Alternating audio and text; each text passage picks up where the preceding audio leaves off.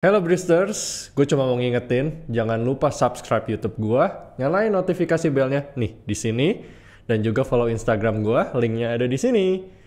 Biar kalian selalu update dengan apa yang terjadi di channel gue sama Instagram gue. So, happy watching, enjoy, bye-bye. Bristers, balik lagi sama gue AP alias Albert Putra di Apodcast. Ini spesial banget, kita akan merubah nama kita dari Apodcast menjadi Apodcast dari sejak video ini. BTW Bristers, buat teman-teman yang di rumah yang sekarang ini sedang menunaikan ibadah puasa, selamat menjalankan puasa kalian, semoga semuanya berjalan dengan lancar ya, sehat-sehat terus. Walaupun sekarang lagi ada pandemi, cuma gue yakin niat tulus kalian pasti akan berjalan dengan lancar. Amin ya. So today gue kedatangan tamu yang luar biasa Bristers, yaitu ini orang susah banget tuh diundangnya. Dia ini Ada lah. seorang COO, namanya aja udah berat nih, COO ya. So udah nggak usah nunggu lagi, kita panggil Marshall. Halo bro. Aduh sorry gue lepas ya. Karena Sip. kita ada social distancing juga. Jadi gak apa-apa untuk ngelepas.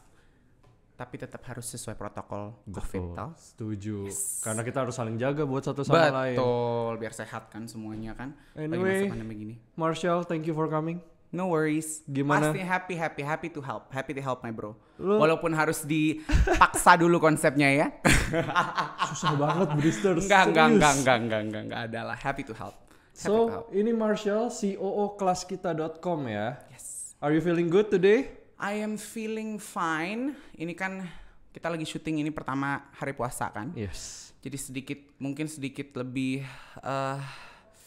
tidak berenergi kali. Ya biasa Tapi lah enggak ya. lah, tapi tetap harus semangat kan. Betul, Kita juga kan. betul. Gue juga kan ada beberapa memang project. Jadi yang aduh hari ini memang lumayan capek. Tapi it's okay. I'm good. Nice, Happy to be here. Thank you for inviting. Thank you for coming Very- juga. No Anyway worries. Marshall, ini Bristers di rumah. Gue manggil Bristers ya. Oke. So, Bristers itu apa? Bro and sisters. Oke. Awal mulanya gue ditanya nih, manggilnya apa ya, bro and sister lah enak. Cuma, halo bro and sister, kayak Nggak enak. panjang banget. Tapi sedikit kalau misalnya bro and sister gitu sedikit alay sih. Kalau Yeah. misalnya Bristers kayaknya lebih Kayak- new ya. Itu gue spontaneous banget Yes. sih. Jadi kayak Yes. came out in my brain gitu, langsung That's aja gue so ngomong. good. That's so good. Thank Keren. you. Thank you. Keren. Niat banget lo bikin kayak gini ya. Gue Karena- ternyata actually it's a very nice podcast. Thank It's a you. very nice and I really appreciate the effort juga sih lo Thank bikin kayak you, gini thank kan. you. I mean it's not just for entertainment tapi Betul. buat education juga toh. Betul. So I believe in anything and everything that is educational for the people. Thank you banget. Karena emang gue cerita sedikit ya Shal ya. Jadi dasarnya gue nih intermezzo juga Bristers. Gue revise lagi lah ya. Kayak flashback dikit. Gue bikin ini karena gue pengen bantu anak-anak muda nih. Karena banyak anak muda yang punya impian, punya mimpi pengen jadi ini, pengen jadi itu. Tapi they don't know how to do it. Jadi dengan cara gue memanggil orang-orang yang berpengalaman kayak lu sendiri, teman-teman gue yang Masih belajar, fotografer. masih belajar. Everyone is learning. True. Cuma Life is a learning process. correct. Karena kalau kita berhenti belajar, gue udah bilang ke semua teman-teman gue kalau lu stop learning, itu artinya lu udah mati. Iya dong. Sama aja lu udah Dead inside. yes. Lu udah True. end your life karena you just have enough. Iya. Tapi di saat lu merasa ada kegagalan, di situ kita belajar. Benar-benar. Jadi emang di situ gue merasa teman-teman gue nih ada keunggulan, mungkin mereka sudah melangkah lebih dulu. Kenapa nggak share dong ke course. teman-teman di luar sana? Mereka punya jalan masing-masing kok. Rezeki udah ada yang ngatur semua. Betul. Dan gue Setuju yakin gue. akan hal itu. Benar. Ingat ya Bristers, banget. rezeki sudah ada yang atur. Setuju itu. Anyway, sebelum kita lanjut nih bro. Yes. Ini teman-teman pasti penasaran. Aha. Who is Marshall? Boleh nggak lo introduce yourself ke Bristers? Terus kayak tell them lagi Oke. sibuk ngapain aja sih? Oke. So, seorang Marshall, third person point of view banget ya. Seorang Marshall itu gue seorang, I'm just an ordinary person, an ordinary kid who's having a lot of privilege in my life. Dari kecil memang gue sudah dipercaya untuk bisa, pertama gue jadi penyanyi, dulu sempat gue jadi penyanyi umur 13 tahun. Terus juga memang dari situ gue ada beberapa ya bisnis kecil lah ya gitu kan, yang sekarang alhamdulillah juga punya kesempatan untuk bisa jadi CEO-nya Kelas-Kita.com, dipercaya alhamdulillah untuk bisa memberikan sebuah platform baru, cara belajar baru untuk Indonesia di Kelas-Kita.com dengan cara memang online class, dimana kita bikin sebuah video untuk ya sama sih ya, in a sense kalau misal lu mungkin lebih invite untuk experience gitu kan, kalau gue memang invite expert di bidangnya untuk bisa memberikan suatu pelajaran yang mungkin apa ya, kalau misalnya didapatkan dengan mereka via tatap muka akan mahal gitu kan. Kalau dengan video gitu kan cukup dengan 100.000, 150.000 orang udah bisa mendapatkan a very thorough video, a 1 hour video of how to, for example gitu kan, kayak misalnya let's see, membatik gitu kan, atau ikan cupang, even sekecil, maksudnya belajar bagaimana ternak ikan cupang. Itu kan sesuatu yang very unique, sudah lagi in juga sekarang. Dan gue juga actually very happy lah bisa memberikan sesuatu nafas baru untuk edukasi Indonesia. Jadi orang-orang bisa semangat. Nice banget gak sih Bristers? Ini misi dan visinya mirip sama gue nih dengan membuat podcast, cuma kita dengan cara yang sebetulnya lain. Serupa, cuma ya cara penyampaiannya beda lah. Karena memang kalau misalnya kita mau ngomongin edukasi, edukasi itu untuk anak-anak Indonesia, untuk ya siapa sih yang, kalau kita mau jujur, siapa sih yang suka ke sekolah? Betul. Siapa sih yang suka untuk belajar matematika, belajar sains? Gua sama lu, come on. Siapa sih yang suka gitu kan? Sampai kita kuliah pun kita nggak suka kan? Betul. Dan kadang-kadang kan orang-orang cari, gue jokiin aja deh gitu kan? itu nggak usah, itu nggak bisa dibohongin loh ya. Ada orang-orang yang seperti itu gitu kan ya. Karena memang kita harus percaya bahwa kalau misalnya kita melihat orang dari akademisnya gitu kan, semua orang pasti ada kurang ada lebihnya. Setuju. Gitu kan? Kalau if we look at a person holistically, in a whole way, gitu kan, pasti ada sesuatu yang menonjol. Setuju. Siapapun itu. Gue suka banget kata-kata ya kan? ini. Betul. Kayak brother lu, Albert Einstein kan. Albert Einstein itu dulu waktu di sekolah kan kita tahu kan, dia bukan anak yang pintar. Betul. Tapi dia bisa menciptakan sesuatu yang akan berguna sampai sekarang. Gitu kan? Untuk dunia. So it's a very for me it's a very unique process. Everyone's life is unique and everyone has their own way. Betul. Of paving their life. Gue setuju. Bristers, ini harus diingat, kalian punya keunggulan masing-masing di hidup ini. True. Kalian punya manfaat yang bisa diberikan ke luar sana. Yes. Jangan pernah iri sama orang, karena kalian unique in your own way. Yes. Dan ya benar kata lu juga, quoting you, jalan rezeki orang itu beda-beda. Semua tiba masa tiba waktu. Semua orang itu ada waktunya, semua waktu ada orangnya. Betul. Itu hukum alam. Kita nggak bisa bohong. Ya kan? Soalnya kalau nggak ada di dunia ini yang gue temuin satu orang bisa melakukan segalanya, ya udah impossible. Nggak ada. Lu cuma dikasih 2 tangan kok, ngerjain 2 hal aja udah susah. Ya itu kan. Betul.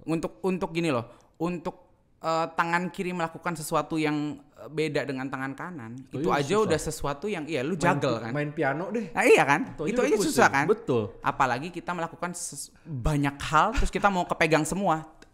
It's impossible. Kita bukan malaikat, kita bukan Tuhan. Betul, ya betul. Kan? Believe in what you do.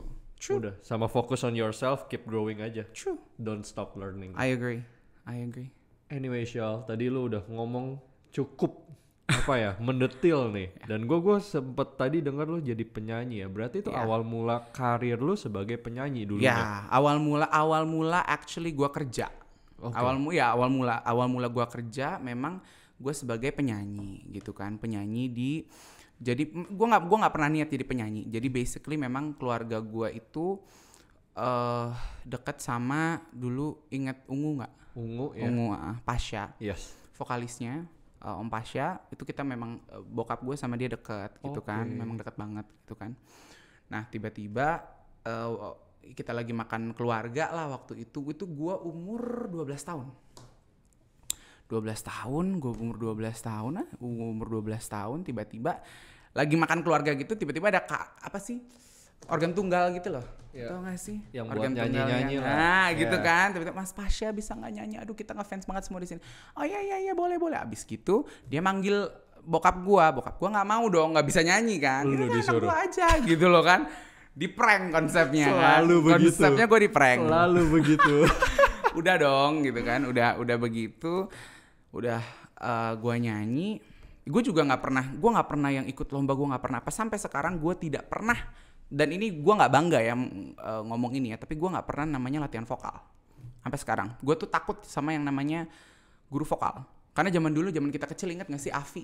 Iya. Afi, Menuju Akademi puncak. Fantasi ya kan? Afi kan? Iya. Ada Mbak Berta zaman dulu. Aman. Mbak Berta yang memang Mbak Berta itu galak gitu loh. Tegas Mbak lah, Berta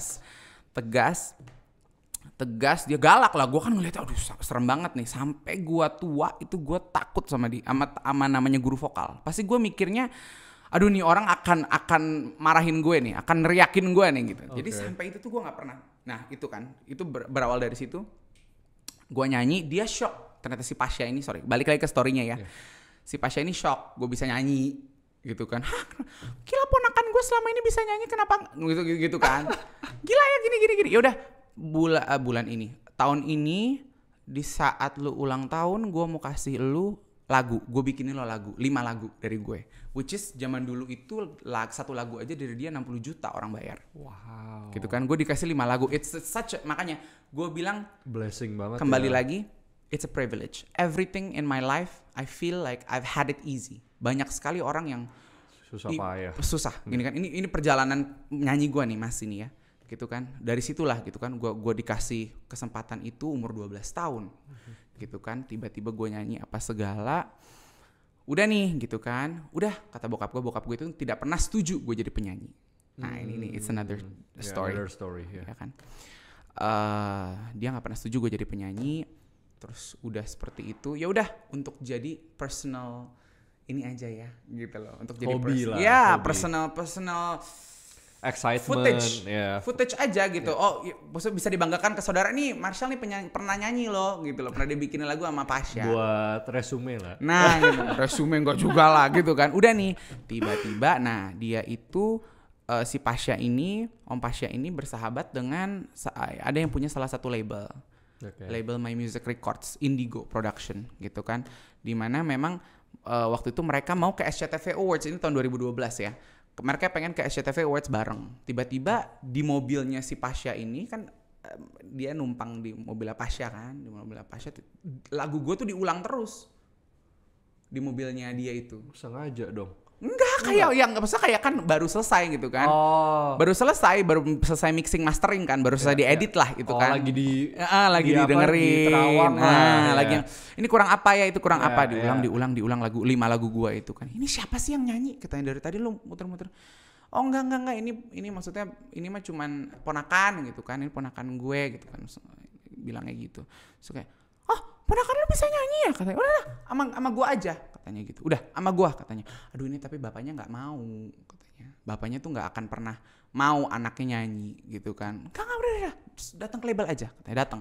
Akhirnya gua ditelepon terus gua yang kayak, "Hah, label apa?" Gue bilang, gue nggak paham kan, gitu kan, masalah perlabelan dan permusikan itu. Apalagi gitu masih kan. muda banget waktu itu. Iya, 12 tahun kelas 1 SMP, 2 SMP. SMP Iya, lah. SMP, kelas 1, 2 SMP gitu kan. Tiba-tiba minggu depannya gue disuruh datang ke office gitu kan, ke office labelnya. Nyokap bokap datang. 3 jam kemudian ngobrol-ngobrol nggak tahu dipersuitnya seperti apa, tiba-tiba kayak orang disirap gitu, hipnoterapi, tiba-tiba udah sign kontrak hari itu juga. Bokap gue itu gitu kan, orang tuh maksudnya itu kembali lagi privilege, karena orang itu susah sekali masuk label, susah sekali. Dan itu gue ada di industri musik itu walaupun cuma 2 tahun dulu gitu kan, gue sempat jadi penyanyi gitu kan, tapi gue tau lah struggle-nya orang untuk mendapatkan, untuk berapa ribu orang yang ngirim demo lagu mereka 1 hari ke label. Ini lu jalan tol banget ya. Alhamdulillah. Makanya itu kan Gila. gua bersyukur dari situ kan, gue bilang makanya dari awal it's a privilege. Everything that I did, everything that I have now, everything is a privilege. Gitu kan. Udah nih gue jadi penyanyi apa segala, akhirnya di SMA kelas 1, kelas 2 gue stop. Karena bokap gak suka gitu kan, jadi gue lebih fokus ke bisnis lah gitu kan. Ya udah gitu, akhirnya gue tetap ngebantu di Indigo Production as a creative director. Tapi secara hati nih, secara hati lu nih, lu sebetulnya sama penyanyi ini. Rachel is actually di label gue loh. Rachel, yes. Iya. Yang waktu itu lo, ya Rachel. Ya, kita ketemu waktu itu. Iya, Rachel tuh di label gue. Kalau di label gue itu kan ada Anji, Kanji, Syahrini, Raffi Ahmad, Uya Kuya, Cakrakan. I don't remember everyone. Kakak-kakak gue lah, itulah. Gitu, nggak maksudnya itu yang ada di situ. Example gitu kan. Ada Rachel juga, ada segala ya, upcoming artist dan artis yang sudah memang ada nama. Adalah di situ gitu kan, jadi semuanya memang dianggapnya sebagai keluarga, makanya. Udah pasti lah. Gitu. Itu keluarga besar lu lah itu. Makanya gue ini banget lah. Tapi di situ gue memang belajar banyak banget sih. Gue belajar banget jadi artis notabene gitu kan. Dari yang jeleknya, yang baiknya, itu gue belajar banget gitu loh. Itu gue sangat belajar jeleknya, maksudnya. Ya kalau misalnya kita mau, if we want to actually be frank, be honest gitu kan, pasti namanya dunia selebriti gitu kan. Gue diajarkan hal-hal yang mungkin anak-anak umur 13 tahun, 14 tahun belum tahu, dunia malam dan lain-lain. And I quote lah ya. Gitu kan, dunia malam dan lain-lainnya. Itu gue belajar dari situ. Gue belajar banget dari situ. Early stage banget ya. Sangat. Jadi kalau misalnya udah umur segini, gue baru umur 22, gue udah capek. Gue udah been there done that. Gue udah yang udah capek. Gitu. Tapi lu early stage banget ya, udah merasakan maksudnya hal-hal yang ya mestinya lu masih having fun lah. I know. Orang-orang yang biasanya mungkin di umur gue SMP lah ya gitu kan. Orang SMP masih main gangsing, masih main yoyo gitu loh ya, masih main kelereng. Iya gak sih gitu kan, zaman dulu masih main. Kalau orang masih main layangan, gue tuh masih main ini. Gue bilang ya, gue tuh udah harus kerja, gue tuh harus yang, gue bisa tuh ya, gue masuk sekolah jam 8, jam 6 tuh masih dahsyat gitu kan, baru dahsyat. Jadi gue tuh harus masuknya segmen 1, karena gue kan harus ke sekolah gitu kan, kayak gitu loh. Itu zaman dulu dahsyat, inbox. Gila. Zaman dulu, seru, tapi seru banget. Itu 8 tahun yang lalu, but itu pelajaran hidup gue dari situ. The way I respect people, everyone, you have to, itu kan, at any time.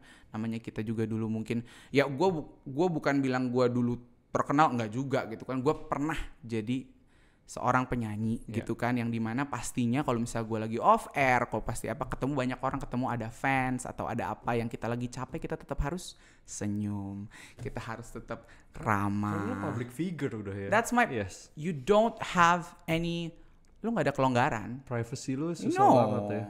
Kelonggaran privacy sih, oke, gini, gue mungkin kalau masalah privacy itu semua bisa diprotect. Segimana kita dari awal itu kita udah harus ada boundary. Apa yang mau kita buka, apa yang kita mau buka, apa yang enggak. Kadang-kadang, nah ini beda topik lagi nih, kemana-mana kan jadinya. Kadang-kadang artis itu atau seorang selebriti dari awal mereka mau mengorbankan privacy mereka untuk diduitkan. Untuk kita nggak bisa ngomong diduitkan ya, gitu kan. Untuk bisa menjadi salah satu jalan. Nah iya, salah satu jalan untuk menuju mereka menjadi someone. Tapi at the end of the street, at the end of the day, mereka ngeluh. Karena mereka nggak ada kebebasan. Iya itu. So, dari awal, kalau misalnya memang mereka mau ada integrity sebagai seorang artist, gitu kan, they can. They really can, gitu loh. Ini note ya buat kalian yang pingin merambah ke dunia perartisan. Penyanyi. Mau aktor kayak, mau aktris kayak.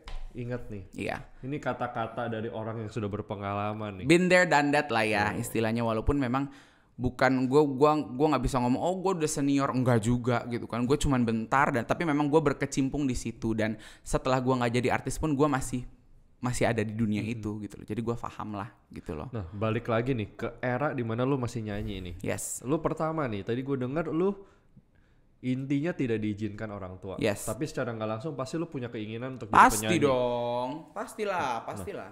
How do you feel back then?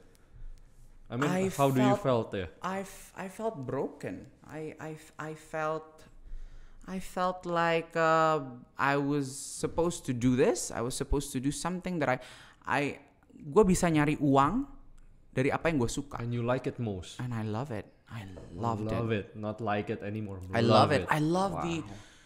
Gue bukan cuman suka proses musiknya, but I love the energy I receive from people. You just enjoy everything. I love it. I love the energy that an audience will give you when you're singing in front of 1,000, 2,000, 5,000 people, 10,000 people. Di misalnya di mana di Kendari, di Sulawesi, di mana yang mereka nggak pernah ngelihat artis live gitu kan. Walaupun waktu itu gue belum terlalu terkenal, tapi mereka udah yang wah teriak itu. That is amazing. That is amazing. I loved that. Loved that. Now I don't gitu loh. Kalau sekarang memang kita di belakang layar aja ya, Bristers ya, gitu kan. I enjoy being in the back. Gue udah maksudnya lebih fokus ke diri sendiri, bagaimana gue ngembangin potensi gue gitu kan dalam berbisnis, dalam kita memang ya udah beda lah ya. Point of view-nya udah beda banget sih. Tapi boleh nggak lu share sedikit nih, how do you motivate yourself di saat lu lagi you felt broke waktu itu? Bukan broke dong, broken. Ya broken, sorry. You felt broken. Kalau broke nggak ada duit dong. Iya, no cuan. Sorry, salah verb gua, salah verb. Enggak. Jadi basically kayak di saat orang udah lagi deep down itu udah kayak jatuh dan dilarang untuk melakukan apa yang dia suka banget, pasti kan you know what it feels like gitu. I know. Yeah. How you motivate yourself then? There's no all I can say is that when going through all of that, I can only say that time will heal. Literally, time will heal. Okay. You cannot say pasti namanya seorang manusia nih ya, gampang untuk bisa gue bukan tipe orang yang bisa ngomong oh iya gue memotivasi diri gue sendiri untuk gue bisa melakukan sesuatu hal yang lain walaupun gue dilarang untuk melakukan. Nggak. I'm sorry, but that's bullshit. Okay. Honestly, for me, that's bullshit. Because when you